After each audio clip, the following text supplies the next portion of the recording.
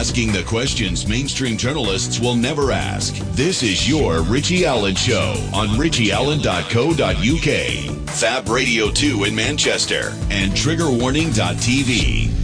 There's going to be a lot of interest in this, so tweet your comments to @RichieAllenShow. It's @RichieAllenShow on Twitter. Okay, that's how to reach me during the programme. Now, I wrote about this today.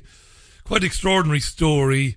I suppose for a lot of people, an extraordinary story. Not so much for people who make programmes like this, or me, particularly because I've been covering this since early 2015. And I've covered it a lot. You know, we've had many people who've come on the programme who've been affected by this. We're talking about people who've had their children taken away from them and put into care. And some of them eventually put into permanent adoption for no good reason. At least after investigating it thoroughly before speaking with the people involved, I could determine no good reason for them to be taken, including our guest this next hour or so, Kellie Cottam. But the story today was in the Mail. I picked up on it and I wrote a bit about it and wrote a few opinions, or I outlined a few opinions. Basically, a nurse has had her 1-year-old taken away from her because she was in a play area with her son, the 1-year-old boy, and a social worker was there and reported the nurse because the nurse let him sit in a toy car that was judged by the social worker to be too small for the baby boy. The social worker said the toy car was inappropriate for him and told the family court judge that she also had concerns about the nurse's basic parenting skills. She observed, as I said, mum and baby in a play area. Now, the judge involved Eleanor Owens, named by the Daily Mail today, which is a good newspaper when it comes to this. It's only the Mail and the Telegraph that has ever really tried to cover this properly, this subject. But the judge was told the social worker didn't feed the boy appropriately and hadn't changed his nappy appropriately. And I mentioned today, not sarcastically but seriously, I wasn't aware that there was a government decree or a manual on how to feed and how to change your baby. And that if you breached that, or if you failed to comply with that, you might see your child taken away from you. This is not an exaggeration. Now, the child has been sent to live with relatives, which is not the worst thing in the world. It's wrong, of course, but it could have been a lot worse. The mother will have supervised visits. Qualified nurse, the judge said the mum had an extremely low range of intellectual inability. Can't understand that, to be honest, but that's what's said. So she watched the woman spend about an hour holding her son, who was sitting in a Bob the Builder car, then filed a report. It's resulted ultimately in mum and baby being separated. How traumatic it is, obviously, for the mother, but imagine how traumatic it is for the 1-year-old child who's torn from his mother, doesn't have a clue what's going on. Nobody can explain it. I'm going to play you some audio before we introduce Kellie. It's audio she sent me today. I was aware of it. It's from a Panorama documentary which aired in 2014, summer of 2014. It was an excellent film by Panorama. It was called Exposure, Please Don't Take My Child. Excellent but sad. Excellent in terms of what it revealed, but sad because pressure was later brought to bear on the BBC and it's never really touched it or followed it up again. You're going to hear a man tell the story of the day that social workers and the police came to take his child, and you're going to hear some distressing audio because you're going to hear the mother of the baby, of the 6-hour-old baby, I think. I think the baby was born, it was a home birth. I think the child is not even a day old, and you'll hear him tell what happened, and you'll hear the moment they're taking the baby from the mother, and it's not nice. And if it affects you, you might want to turn down your sound for about 3 minutes. All right, this is Exposed or Exposure, Please Don't Take My Child, Panorama from 2014. This father had already lost his older children to adoption because he and his wife couldn't cope without support. The decision to take this child was made by the courts before he was even born. It was a home birth, pretty easy. I held my son. One of the midwives went outside and got on the phone to social services to tell them that there's now a baby boy. Within just a few hours of the birth, social workers arrived. Outside the door there was, I think there was 5 or 6 child protection policemen and women trying to convince us to hand over our newborn son. I came in, I put the webcam on to record then. He secretly filmed social services actions from this point. I was hoping it would go viral and people would show it all over the internet, hoping that someone will listen. They started drilling the locks out and the whole flat seemed to vibrate. They drilled the locks out. Trying, because there's a really loud vibration sound. And then the policeman comes in. If you're proud of yourself, what's the danger? What is the danger? I don't know I'm touching people. There was no suggestion the baby was in imminent danger, but social services obtained a court order to remove him because they said he could be at risk of future harm. No danger. Where is the danger? They're just saying they've got an order, they've got to follow it, they have to follow their orders. So you feel there's nothing you can do to stop it. You feel powerless, useless, worthless. So can you pass him to me, please? To me what? I'm trying to help my wife to protect my son At the end of from the day, you lot. you're going to get arrested, aren't you? I don't care. Do you think I care? Right. I think I'm bothered if you arrest me. And then they started pulling my wife's arms. No! You're scaring me, but you're scaring. Okay, well, I don't mean to scare you. Yes, I you definitely don't want to scare. So please pass it. You're causing trauma once it's mum. What do you think the baby wants as soon as it comes out? What's its mum? And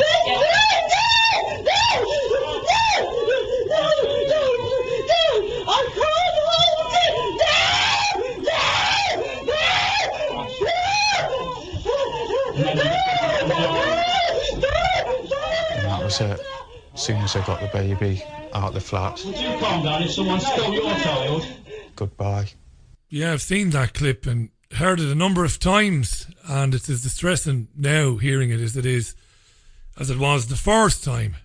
Let's welcome back to the programme Kellie Cottam. It brings a lot of memories back to Kellie, I suppose, who had this happen to her back in 2013. She's a psychology graduate, and as I said, she works tirelessly to raise awareness about this and bring it to the attention of people. Remember, I said 32,000 children a year are taken from their parents. Most of them, not for anything they've done, but for what they might do. Kellie, welcome back to the programme. How are you? Hello there, Richie. How are you doing? Long time. Long time. I think August 2015 when you came on. The year after that, I think I did a phone-in where we brought people on who'd experienced it, and I think you joined in for a couple of minutes, but we've not had a proper chat since then. And I know you're going to update us a little bit on what's been happening to you, but before that, not to be in any way melodramatic at all or anything like it, but that can't be easy listening to that. And I know you've seen that documentary. I had to turn it times. down, just as you said. Occasionally, sometimes when I forget why I'm doing this and I've been trolled and parents aren't listening and I feel really down, I sit and listen to that and I remind myself that whatever level the parents are at standing up for their own children, it's not about the parents, it's about the children. And I just hold myself in it and I keep replaying it and I keep replaying it, just to keep that why I do this, why I have to keep going, and also remembering that my own children have those silent screams within themselves and can't express themselves. Obviously, through social media, I've been able to deal with my trauma by taking it out on social media, I suppose, and knowing that somebody heard. But what I never expected, and I still am gobsmacked about it on a daily basis, is the amount of people that came forward just by me doing a hashtag. They've got my kids, social services have got my kids, what do I do? I was expecting people to come forward and go, calm down, okay, this is the process, this is what you're going through, this is what happens, this is the team that's going to be around you. understand why they're going through this investigation with you, you know, to really help me see what was going on and understand the trauma I was going through. But it wasn't. In fact, nobody knew what to do. People were out there on the media already. Ian Joseph is the first person that you come across if you Google, you know, social services have removed my children. Straight away, he's telling people to run away. And now what happens if social services, and please, please, please remember, social services, we need them. We need some form of authority and government that is standing up for children when parents are taking children below the threshold. That's a fact. Physical, medical, sexual or abuse. We know that parents are abusing their children. We know this. It is fact. Now, what I'm saying is if a parent has caused significant harm to a child, you take them to the criminal courts and you prosecute them for a crime, and then you trust your justice system for people to be rehabilitated, and the children then would be within the family facilities with the proper support, the proper enablement, and, you know, that family shouldn't then be left in a council house on benefits, living in a drone job. That person should be who they are, what they're meant to be about, in their own thriving identity, and coming through the services in a better way than you do on Jeremy Kyle and Super Nanny. Yeah. But unfortunately, people are coming into these services because there is actually two tiers to social services: child protection and early intervention. And unfortunately, everybody is slipping through this net, and it is automatically going to child protection. Now, I want to sort of bring in, because you know what I'm like, I can go off on tangents and I can talk, and I know I'll keep you on the straight and narrow, because there's an awful lot I want to get through in the time that we have, and it's going to fly by, right? It's so complex. This is the challenge. But the thing is, I've been able to see this from many point of views, because one, I was in foster care myself as a child. Two, I was always on the youth council, so I was always the person who used to mentor and be the person who used to sit next to somebody who was in foster care or adopted. And through my own foster care parents and my foster father, lucky I didn't go to one of your Manchester protests, because he was getting social services award of the year. Right. That would have been really funny. But luckily we had people on the inside of that. Now, we've been able to get a massive big perspective, because people have been trying to bring this out for 30 years. Rest her soul, ITV and Claire, you know, who have been receiving thousands and thousands of letters for years and years and years. And this goes back to the times of the Magdalenes.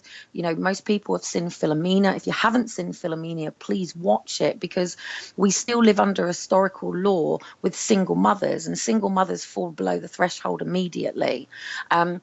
Now, obviously, everybody wants me to sit here and talk about, well, you know, the government is stealing children and there's this big conspiracy and everything is going on. But we have to bring this back to real truth and facts, that we're dealing with a system that's underfunded. We're dealing with social workers who've never had children. We're dealing with the fact that this is people's jobs. Now, unfortunately, we don't live in a society where I could turn around to my next door neighbour and say, I've just got to pop to the shop. Do you mind looking after my kids? You know, we can't do this anymore. We know. Hold that thought, Kelly. Hold that thought. Roll back a bit. I'm going to do this to you a few times now. You're going to have to bear with me. Because you've said some important things there, and then if you go further on, I won't be able to come back. You said single mothers are falling under or beneath the threshold. Are you telling me that single mums are being targeted?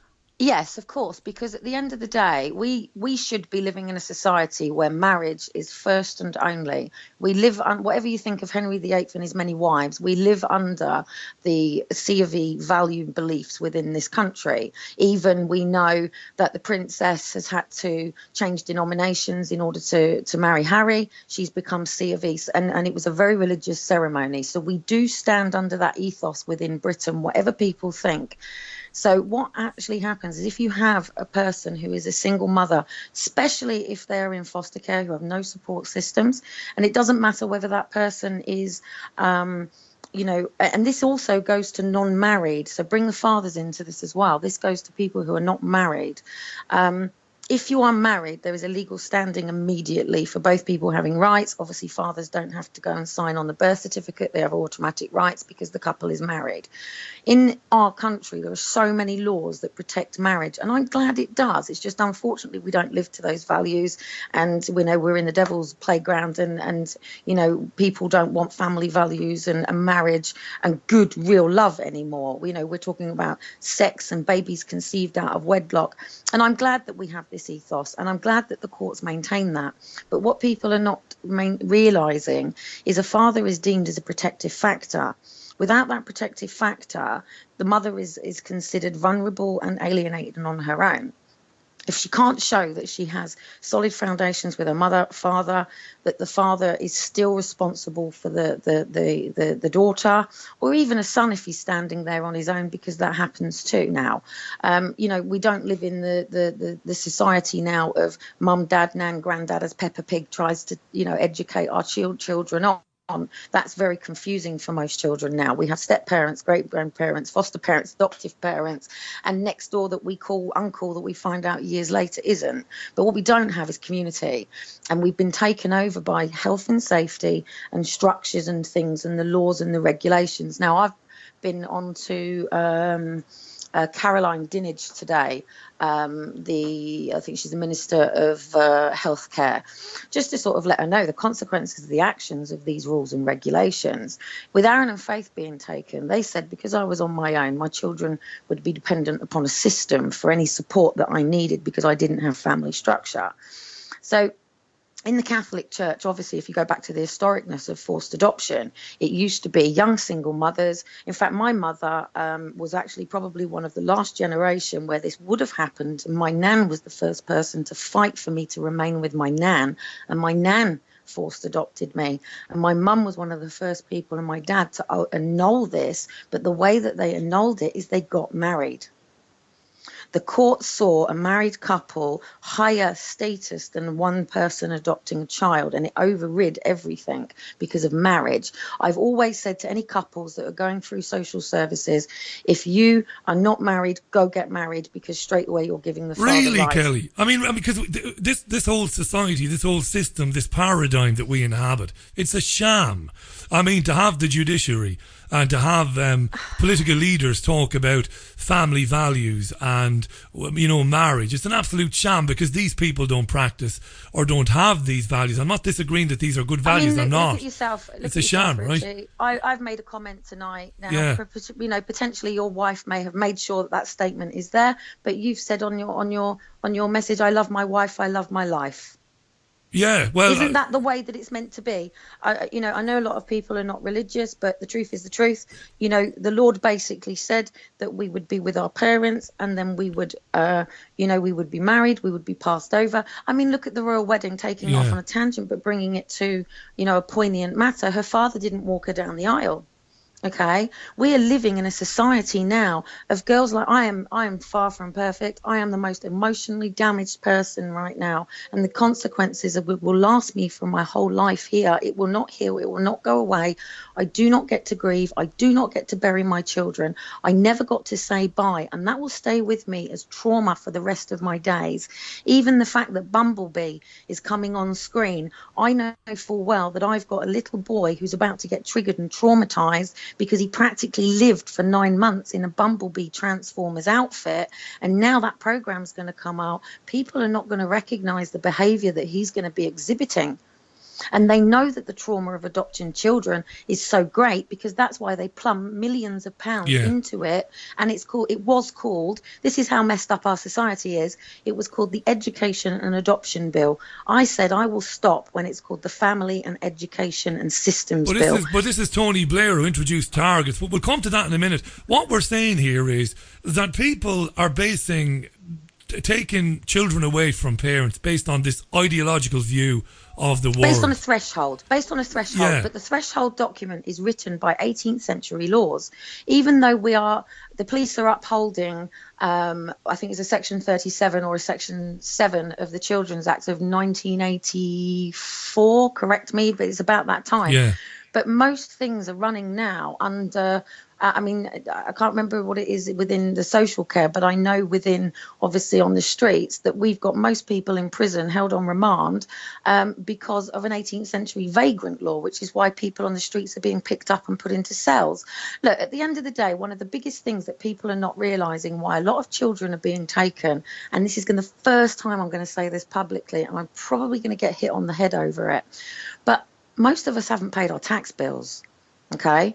Now, at the end of the day, we used to live, look, we've got all these nice shiny things. My partner says this to me often, just because you've got your iPad and your nice shiny things, don't think there's not a spiritual war still going on. Don't think that we still don't live in the structures of kings and queens and playing a game of chess, because that is still going on right under our noses. It's just that we've got the people so suppressed. Remember the film Ants? Yeah, we all get up, go to work, all get up, go to work, look round in our iPhones. We are just completely blinded to the dogmatic system and the laws that have been upheld, to the point that if a mother, mental health, just to bring it into it, because I've actually had another removal since, but I won. If somebody has concerns for somebody's mental health, it's about who has the right to tell somebody how to behave. So that threshold and those laws is basically government saying this is the way that we choose for you to live, and this is what we need to uphold. If you cross these lines or boundaries, there are consequences. One may be prison. One may be we might stick a needle in your backside and section you because we're going to put you under the Mental Health Act. But this is all in our best interest.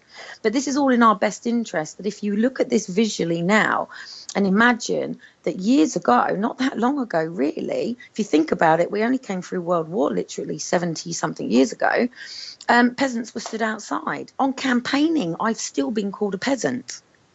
So the lords and ladies are still living by this class divide that exists when we live in the most chaviest society I've ever seen. You're getting there now, Kelly. I wouldn't dare, I wouldn't dream, I wouldn't stoop, I wouldn't condescend to patronise you. I wouldn't dare. But you're getting there, you see. This is where I come from. This is beyond basically there are ideals. The state has an ideal. It has a mental picture of how children should be brought up.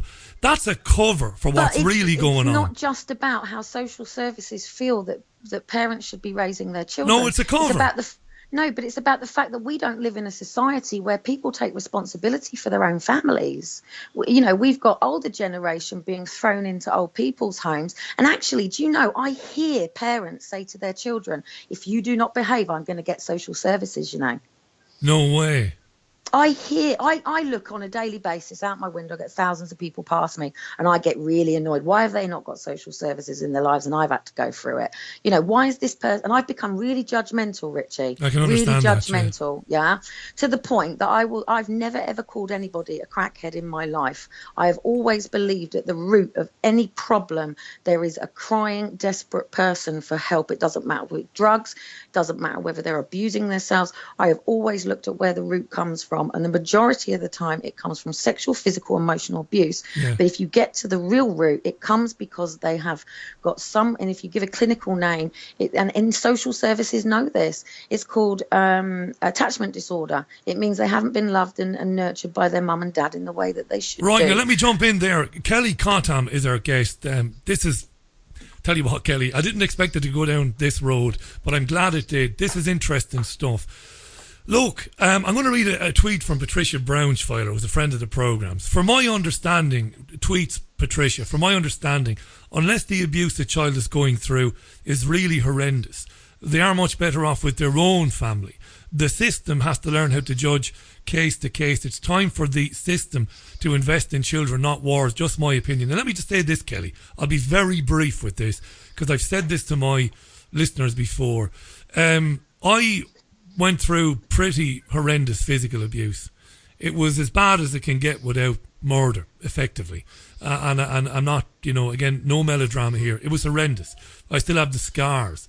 And I still have the issue, not psychological issues, but I still have the mobility issues when I go running to prove it.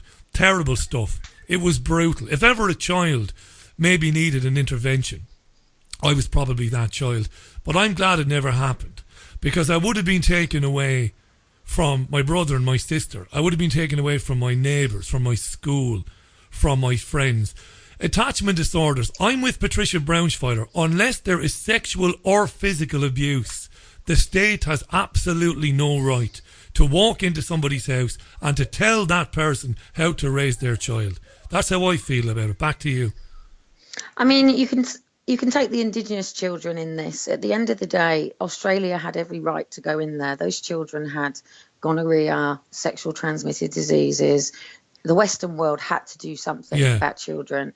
And we have to decide at what point, and I'm certainly the sort of mother that if I hear any mother call their child stupid, I am quite likely to land them across the floor, because to tell a child that they are stupid is emotionally scarring them. It is, but why wouldn't you have a word with the parents? Sorry to interrupt you, Kelly. It is. Look, it's not good, is it? It's educating them, isn't it? Exactly. What right do I have to then turn around to that to person give her a and say, "You're wrong"? dig? Exactly. But if I turned around to her and said, "Are you aware that there is, if you want to go into psychology, which is the biggest, which is your forte? Go ahead." I'll rip that to pieces in another radio show.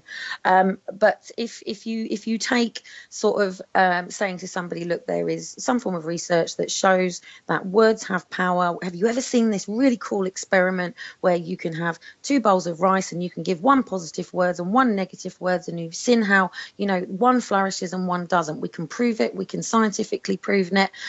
Power of words is absolutely patent. If you believe in paganism, they've got us locked down in so many curses because of words.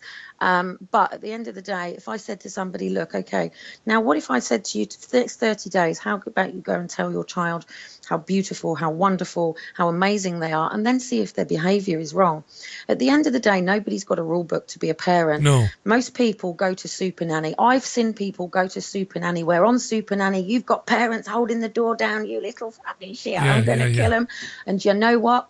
They come out the other side with the tools and the strategies to work with the boundaries with their children. And never is there an option when she comes in, is she going, I'm taking your child.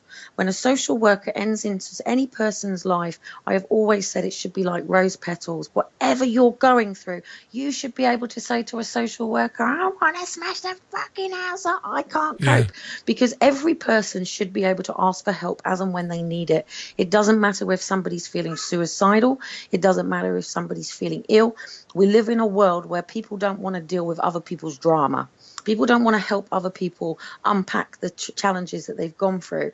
And living with sexual abuse or any trauma as a child is shameful. We all go through the experiences of shame. We don't live in a society that is touchy-feely. Let's talk about how we feel about things. And psychology is living in a world of labelling and judging. And this is the problem with the threshold document, bringing it back to what happens in court. It doesn't matter what you go through. I can give you every label. I have a physical condition called Ehlers-Danlos syndrome, label 1. I have a learning style diagnosis of Asperger's, threshold 2. I also am diagnosed with borderline personality, threshold 3. I have also been in foster care. The fact that I've worked with the system before is seen as a negative, not a positive. Black marks against you. Black mark against me. I've been through sexual abuse. Therefore, straight away, what am I? I am a risk narcissist. Of future, and you're a risk of future emotional harm, they say. Because psychology says that those abused go on to abuse. Do you agree with me, Kelly? This dogmatic society. Do you agree with me? You see, Ian Josephs, whom I know you love dearly and you've had a lot to do with, and I've had him on several times. I had him on in a debate recently with a solicitor from I can't remember where, from up north somewhere, further north of me. You see, I think there are 2 things going on here. They're not trying to protect the child from Kelly, who was abused, who was in foster care, and who's on the spectrum. They're not, Kelly. They're trying to protect themselves from being sued. And, well, you see, again, it's good that we found something to disagree with. I'm not going to argue with you. I'm going to disagree with you, and then you can come back. For me, it's about 2 things. Firstly, and kind of on a lesser scale, it is it's a £1 billion a year industry, number 1. Of course it is. And number 2, it's an employment racket. It's an employment racket, and I know that you don't agree with this, and I absolutely respect that you will not agree with this, because I come from a different place. Doesn't mean I'm right. I'm not arrogant, but I believe that there's an agenda to destroy the family, Kelly. Agenda 21, we know this, right? To be true. I don't disagree with you. So one of the ways to do that is to destroy the natural bond between mother and child, and find reasons. Agenda 21 written? It was not written currently. No. It is old school dealing with the new school, relaying the same, and people in jobs and positions that don't have the power or the even stance, because most people won't do things for free, that most people won't get out of bed unless they're paid. So unless you've been through something, you're not on the front line doing it. And at the end of the day, nobody's willing to push it further, to stand there and go, hang on a minute, why are we all agreeing to this? One of the biggest problems with social services is everybody sits around a circle, right? Every midwife will tell me the same thing. I've just worked with Portsmouth Social Services and they've been amazing, absolutely brilliant. And they have listened and learned and done everything to make sure that, you know, we've got our two boys, you know, and what, sorry? And you got things changed. Yeah, we got massive change just by working with them, didn't we? I mean, they certainly didn't want to push it with us. I think they knew the complications with that. But who was that in the background, Kelly? Oh, that's my partner who just reminded me of something. Good evening, partner. Good evening, partner. Good He's evening, a mysterious man who literally rescued me from Downing Street. Who shall not be named. But he was the protective factor. Yeah. So, you know, and the other thing is, one of the things that Portsmouth did that was very different is when I sat there and said, if you come through my door, you will go out with a bullet to your head. They never went and got me sectioned. They never went and got the police. They sat down and they said, we don't understand how this feels to you. They would refuse to tell me whether they had children at the time. Nobody. I kept asking everyone, have you got kids? I need to understand. Do you have kids? You don't know what this feels like. And I would say to any person out there who does have a child or who's been responsible for somebody who has a child, if you're walking around a shop and then all of a sudden a child moves in a different direction and you've gone past the, you know, so-and-so, come here, where are you? And then all of a sudden you're going to, where are they? Parents like us who've had children taken, exactly the same as people who are in the family courts for denied contact or parent alienation, even grandparents who are separated because of, they all go through it. Kelly, I'll tell you what I want to do. Innate bond to your child, that pain never goes away. That's the feeling, like the mother that you heard screaming and the baby that you heard screaming. That pain never goes away.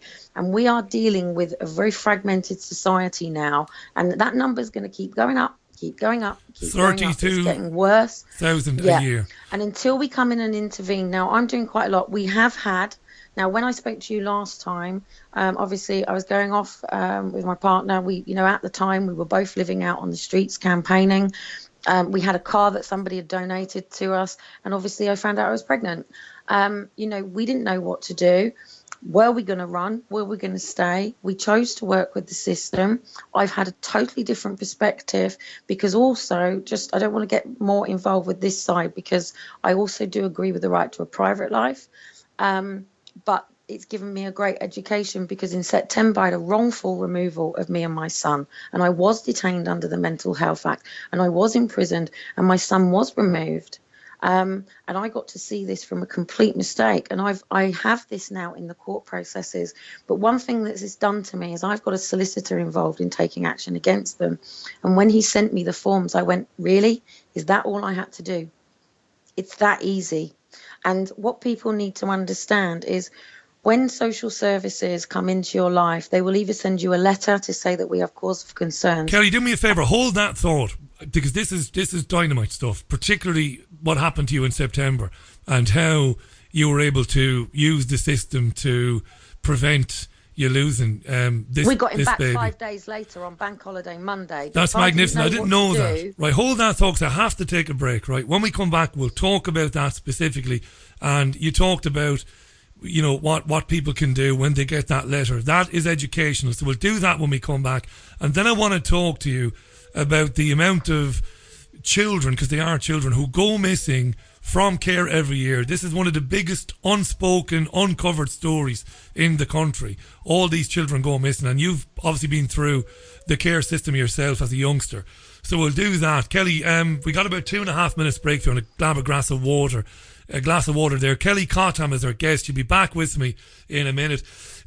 What she's going to be talking about when we come back is educational, how you can possibly beat them when those letters come, when social services start knocking on your doors. 14 minutes past the hour, Wednesday, June 6th, 2018. It's your Richie Allen Show live on Fab Radio 2 in Manchester. Tune in radio, richieallen.co.uk, triggerwarning.tv as well. 2.5 minutes, back with more from Kellie. Introducing the H2O app, a powerful water structuring application that programs vibrational energies into water through the use of different sound frequencies. Once programmed, the use of water for drinking, cooking, bathing. Give it to your friends and colleagues or spread it around the garden. The list goes on. It's not just water that the app can be used for either. It's great for programming crystals too. The H2O app is free to download and is available on both Android and Apple platforms. For further information, go to h2oapp.online. There's a place high in the mountains of Spain, a sanctuary where souls gather from all around the globe to learn about themselves and experience powerful changes in the way we see our world. They become awakened to their gifts and their power to heal others. Become part of this ever-growing worldwide family of unique, pure energy healing practitioners. Discover how amazing you truly are. Go to www.markbayerski.com. It could just change your life forever. Have you lost access to important data from a computer hard drive, mobile phone, or other storage device? Maybe you have a broken hard drive containing years of information, or a smartphone that no longer works from which you'd like the pictures, movies, and chats recovered.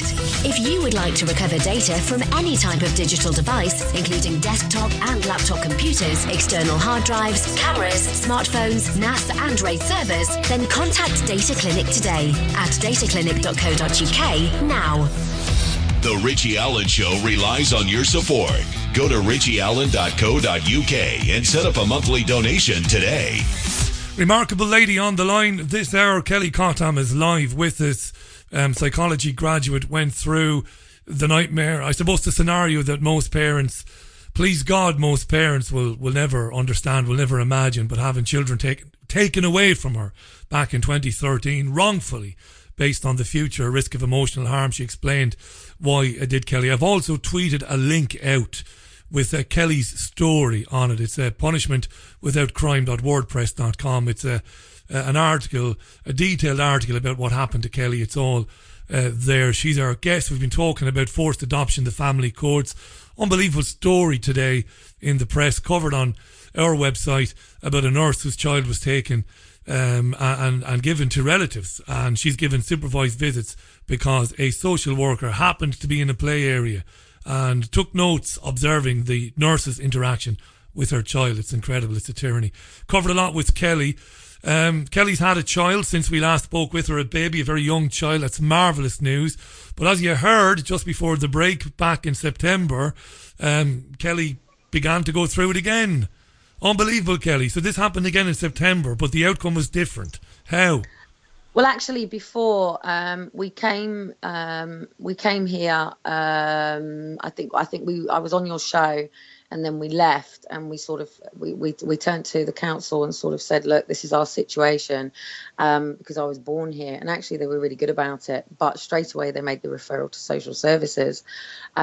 And I wasn't exactly very forthcoming or amicable, and I did find it really scary because I had so many people saying, you're mad, run, you can't stay, social services are going to do this.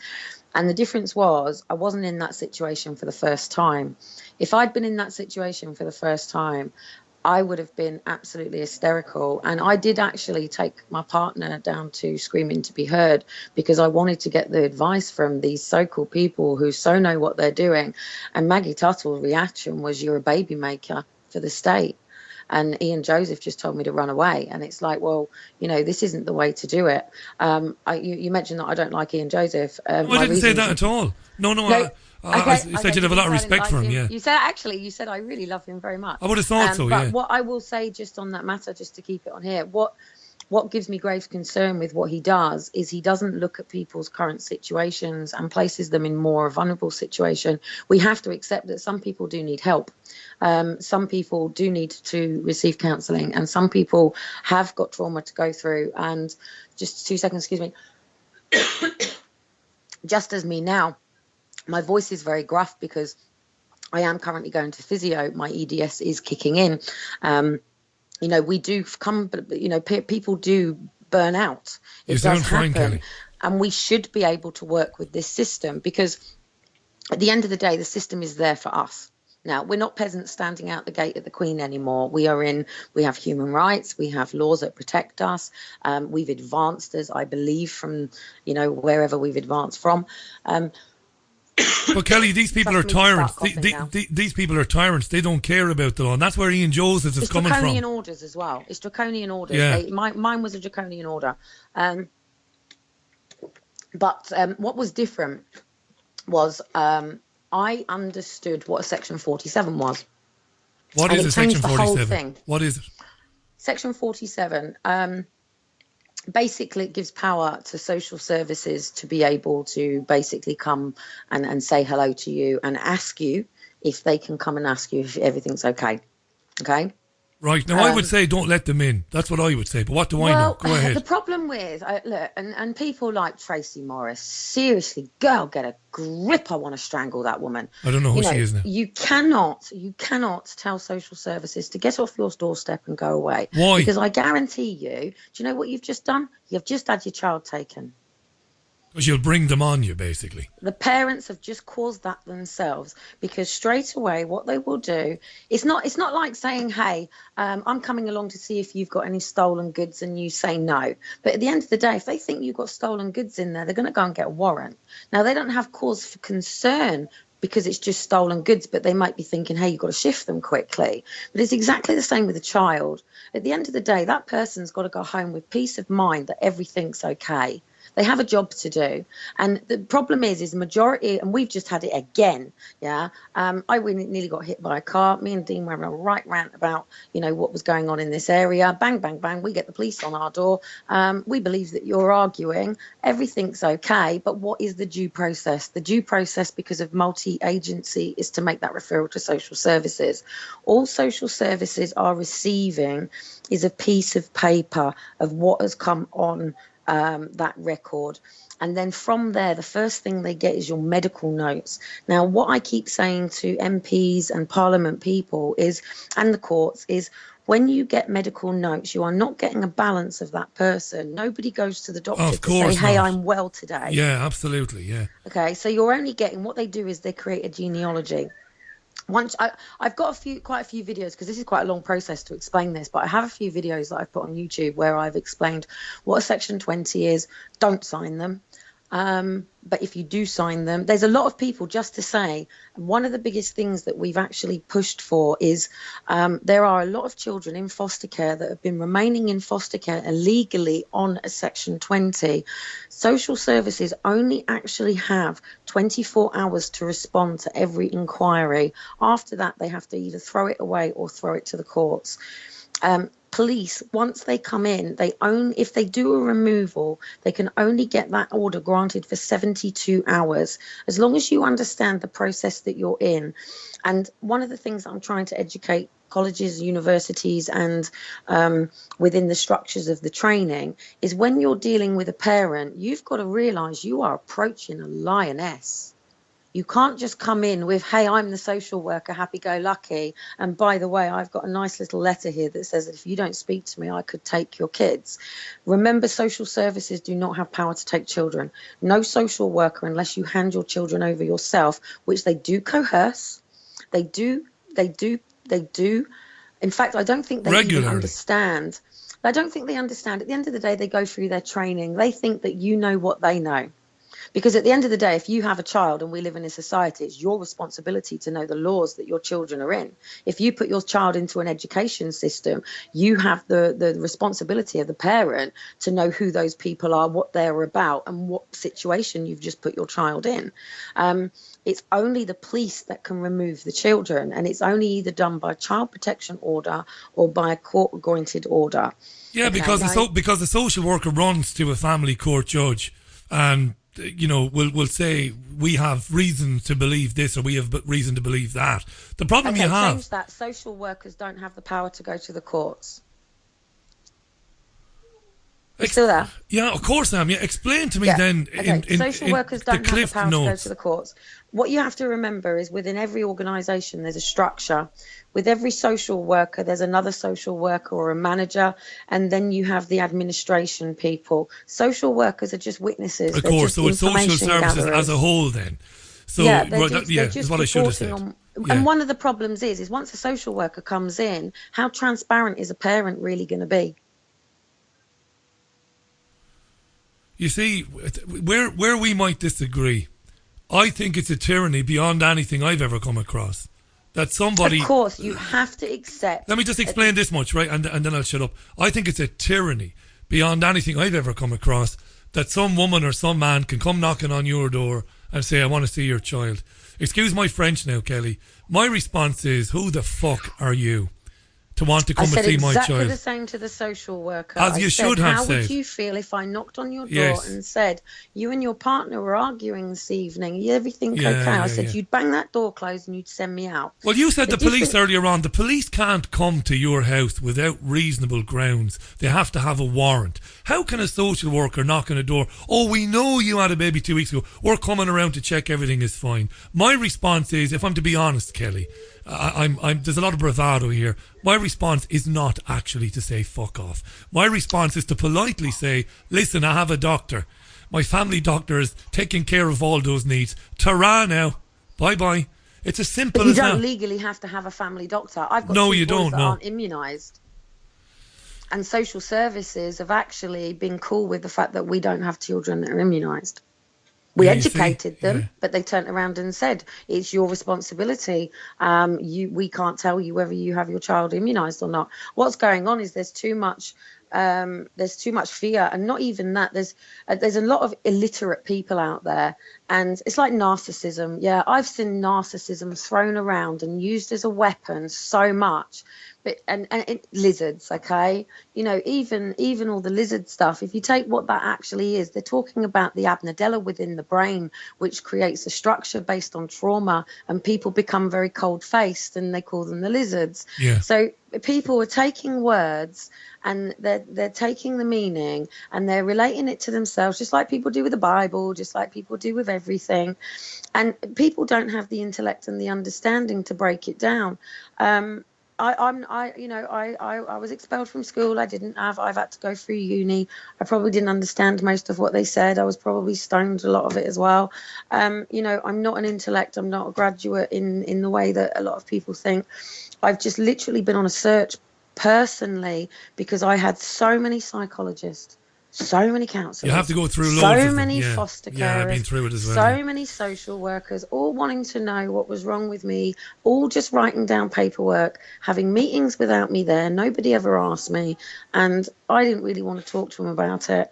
And I wanted to understand why therapy wasn't working for me, what was wrong with me.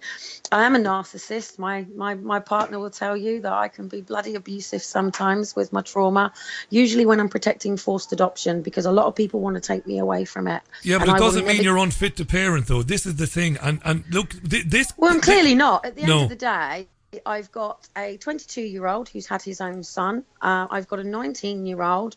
Both of my boys are independent. In fact, my 19-year-old is at university, who runs his own farm with his girlfriend and the father, who has been self-employed since he was 16. Aaron and Faith were taken, who at the time of being taken at 2 and 3 were both potty trained day and night. Both were speaking, both were articulate, both were well rounded. Kelly, let me remind the listeners what you're talking about here, because we're jumping backwards and forwards between things. But I still have 2 children now, and you have 2 children now, twice. And you had children taken away from you that you don't have custody of back in 2013 for nothing. Children whom you never raised a hand in anger against them, you never harmed them, because the tyrannical state decided that because of your experiences, because of your condition, you represented a risk of future emotional harm.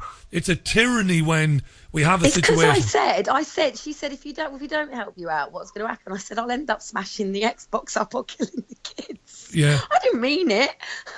Yeah, but how many parents say stuff like that? I didn't mean it. I didn't expect to like have this phone call and I've got to take them up to the hospital, get them checked out, and then have a police officer because a mother is going, no bruises, goes, mother's just threatened to harm child, and next thing I've got a police officer in front of me saying, if you don't hand your children over, we're going to take them and you're not even going to say bye. I'm trying to ring an actual solicitor that I know who's a family. He's telling me no.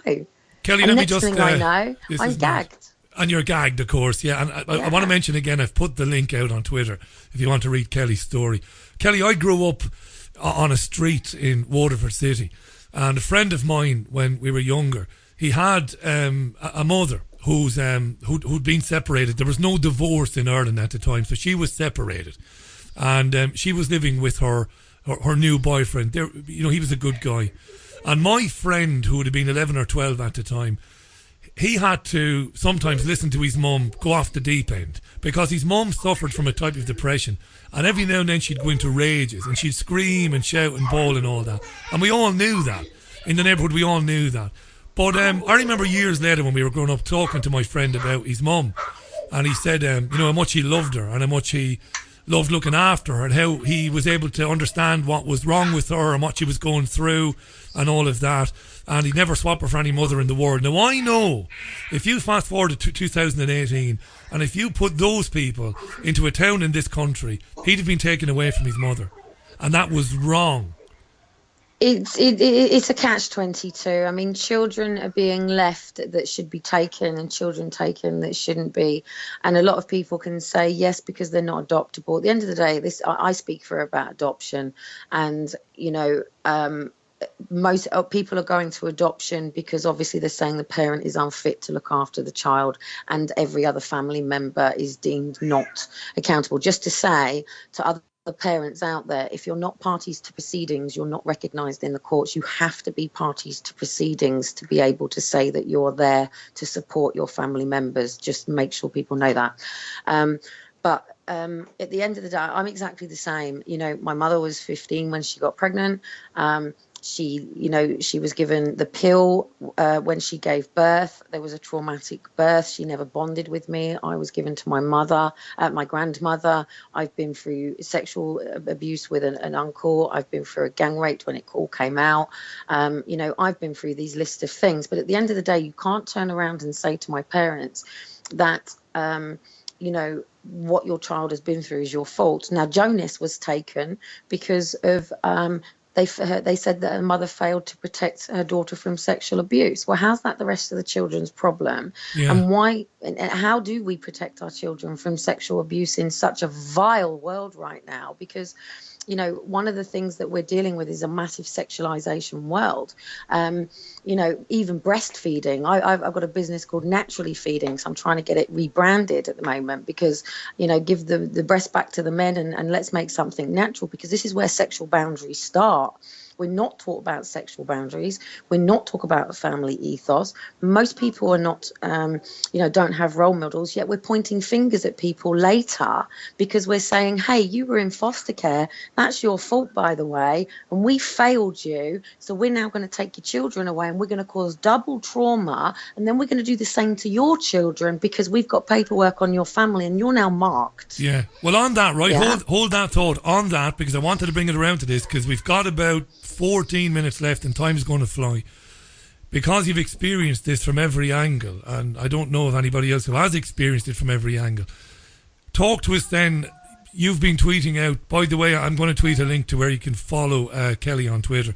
In fact, if you put Kelly, which is Kellie, Cottam, Cottam, there isn't any other Kellie Cottam on Twitter, you'll find her. Just make sure, any men out there, that my fella is an absolute protective factor. And if anybody sends me any messages that are not in relation to stuff and aren't willing to bypass him, I can't respond to them. He's coming round. Right, now, thousands and thousands of children, in fact, nearly 10,000 a year, are going missing permanently in the care system.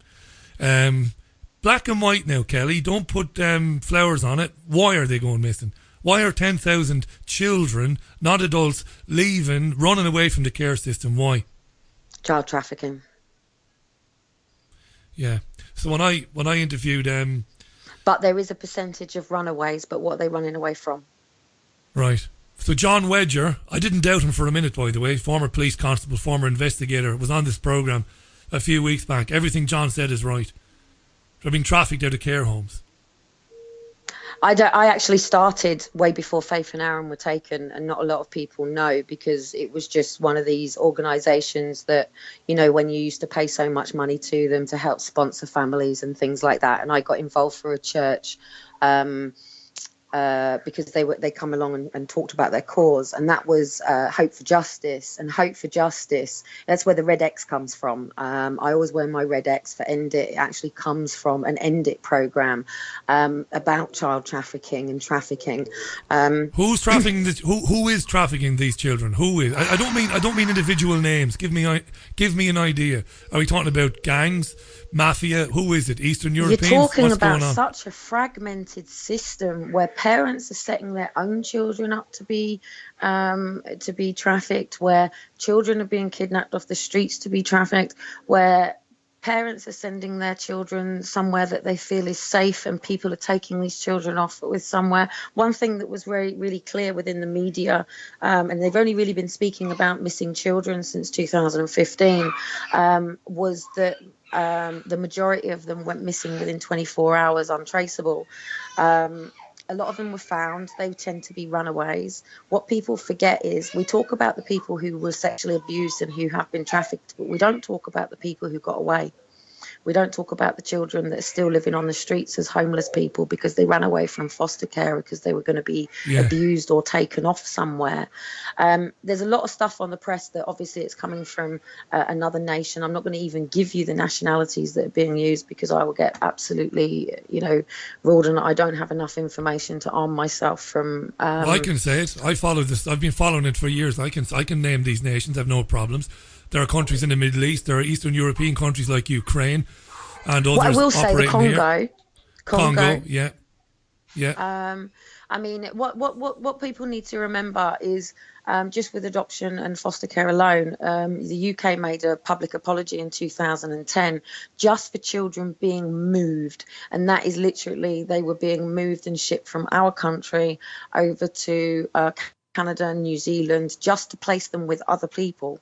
Now, my partner always says to me, he said, Kelly, they just need to pull their computers in, get things done, check all the offshore adoption agencies, take this away. I actually spoke at something, and I don't like always doing this because you've got young parents listening to you right now who are currently, and please, if anybody here right now is currently in social services process right now and needs to go through that, I would suggest you click out. And the reason that I say that is because it's okay to be armed with knowledge but not be inundated with it. And what it will do is it will put you in such fear that you don't know where your children are. Look, I don't even know if my children are alive, other than the fact that every year I get a letter about my children. Nothing that you couldn't learn on social media that I talk to you about. Until I see my children, I don't know are my children alive. I don't know if my children have been trafficked. I don't know if my children are with somebody who is doing anything to them. And God forbid anybody has done. But I do get letters that show good growth and process. But my children are not the same people. Now, but the thing is, this is happening. And it's even happening within each family. So you can't sort of say what it depends how you define trafficking. Trafficking is basically moving any person without their permission. Police are trafficking people into mental health. People are trafficking them into prisons. Basically, it's anyone who's pushing you into a direction and causing traffic, So what we're talking about is child exploitation. So you need to cover it as a whole, because children are not just being taken from foster care and, hey, we're never seeing them again. Some children, a lot of care homes don't exist now, and they are shutting down care homes left, right and centre, and thank God they are. We should never. I've seen a picture. What are they replacing them with, Kelly? Detained in cells. In cells. Sorry? If they're closing down foster homes, by the way, there are two things that have come out of what you just said there. One, obviously MPs, some MPs, a Labour MP in particular, was complaining that children were being placed hundreds of miles away from their place of origin, which is obviously a huge problem for the child. They did that with me. They did that with you, right? But hang on a second. Yeah, hang on a second. You've just said something that I wasn't aware of. I've got to pull you up on this. I don't doubt you at all. I want to pull you up on this.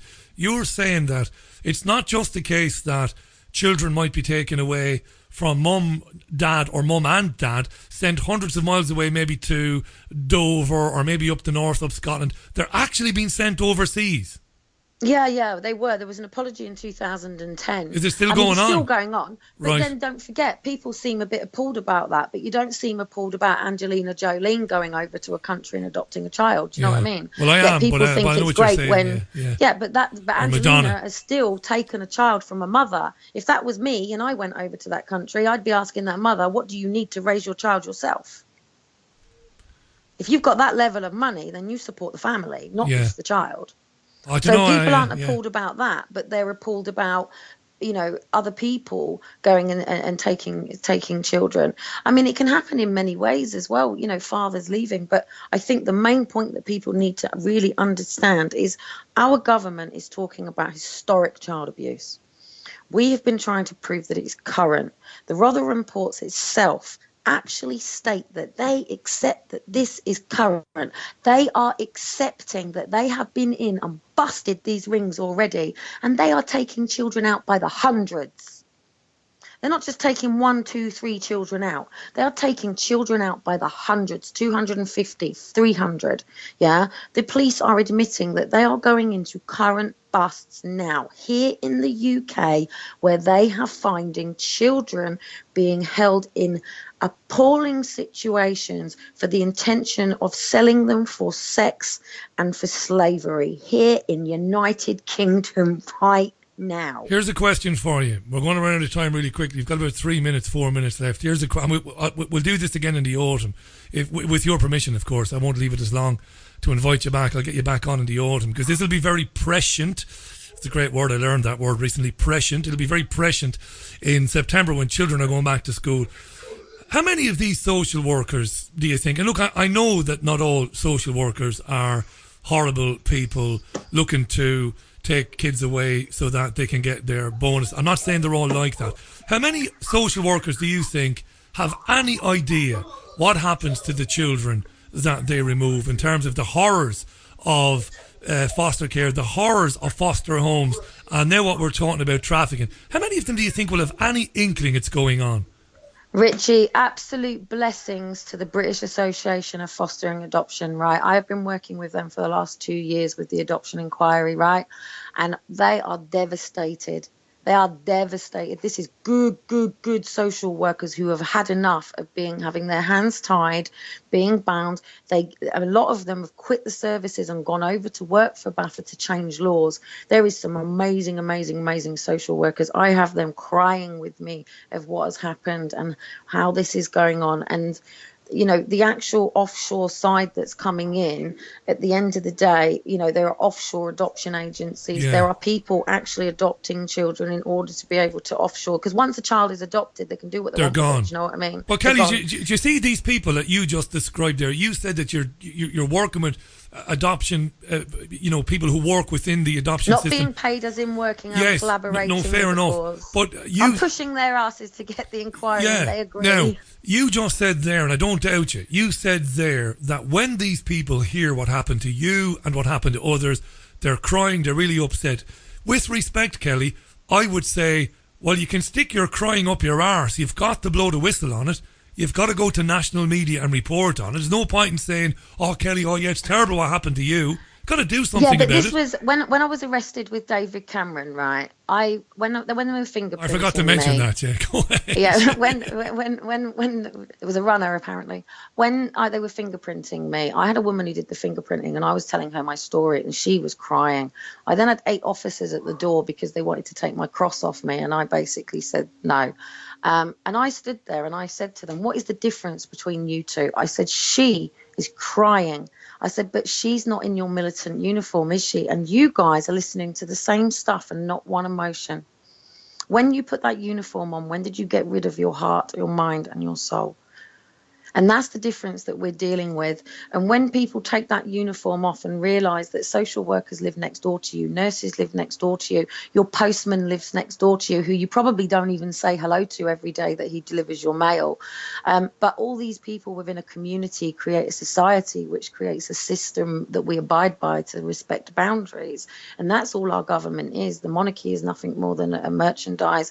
And government, actually, I can ring them up and say, hey, what's the minister's email? I need to speak to them. And actually, it's very forthcoming and it's done within seconds, just as you guys can. Most people do not realise that we can walk through government gate and lobby people and people work for them. The MPs are just as appalled. I mean, I do the whole Red X. People know I vote for no confidence, people over parties, all that sort of stuff is another movement that I'm about. But I get the MPs on every day. And what people feel is they don't know what to do about it. And this brings this back, and it's probably a good way of wrapping your show down, is do you wait for a child to be abused? Or do you take a child from a situation that you know is going into fire? And how do you as an individual understand and know somebody when people are finding out that they don't know people at all? So we are reliant on social services and we are reliant on psychological profiling in order to know whether somebody is at risk of significant harm. But would you as an individual, if you knew, I had a situation the other day and I said to my partner, did you see that?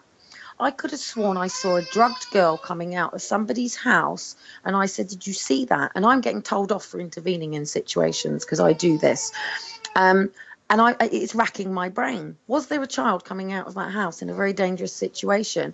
So what do? Do I ring the police and send them in there, or do I go through the door myself? Or do I walk away and say, it's none of my responsibility, it's not my child, they have a right to a private life, they can do what they like to that child behind that doors? And how do we as human beings, if we're already uproared that what's happening to parents now and people have decided, hang on, we need to talk about this, how do we leave a child inside a house, whether it be a foster carer, whether it be an agent that's doing this, or whether it be its own parents, whether it's at school or whether it's on the streets being bullied by another child, because children are raping children. You know, people don't talk about peer on peer, you know, so this whole world is in chaos right now. We get this, we accept this. And we have a duty and responsibility. The world is a beautiful place. Stop talking about changing the world. It's the people in it, but it's trauma. Next time you come back, you and I will have a ding-dong about this, because I think we disagree fundamentally. And that's no bad thing, by the way, that we come from different places. The reason why families and the reason why things are in the way that you described, and your description was absolutely perfect, is because it's by design. And I will say that to my dying death, but right? It's by design, by 400-year-old century laws, that if we as the people turn around and say, with the Bill of Rights that's coming in, that we're going to draw a new clean slate, when we exit the EU, we're going to rewrite all of our laws and statuses. We won't have this available to us, and the new people will bring forward new empowering laws, and that can actually be done, because like I've said, it was an agenda, of course it was.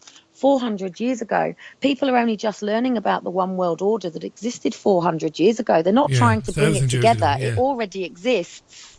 Kelly, do me a favour. First of all, thanks for coming on today. I asked you to start out. I didn't give you a lot of time to prepare, but you don't need it. I'm delighted. It's lovely to hear your child in the background, by the way. I really mean that. Oh, just trying to, yeah. It's brilliant. You know what, it's all lovely. he does is laugh. But, you know, at the end of the day, you know, plenty of us, there's loads of us now who were campaigners who've gone off. My boys don't replace my children one iota. I think about them every day. We celebrate their birthdays. I do my videos. I continue to learn and campaign. You know, but I've had to go through the system these last 2 years, and everything we do is to protect our children. I'm glad it worked out for you. From everything. I'm glad it worked out for you with your baby there, and everybody who's been listening tonight, who's been tweeting, and we've had an enormous amount of tweets, obviously still very upset on your behalf about what happened to you 5 years ago, and hopefully there'll be retribution. I don't mean retribution in terms of revenge, but that will be put right before too long, you know. We're just about to I'm wrap up. happy to speak anyway, Richie. It's just that I will not be anything that's against. I don't want to feed the problems. We accept the problem. Government accept the problem. One thing I will say is we worked hard to get that inquiry and only 54 parents came forward. Now, we've got another window coming through soon, and people have got to start to realise that we can't be fighting this system right now.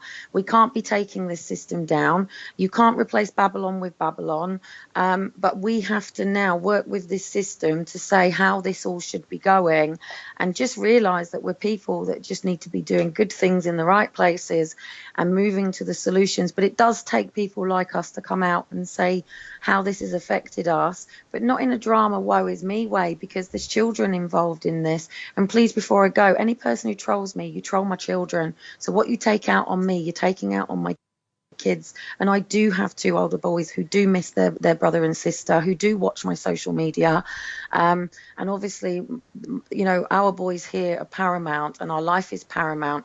But I will speak in any platform.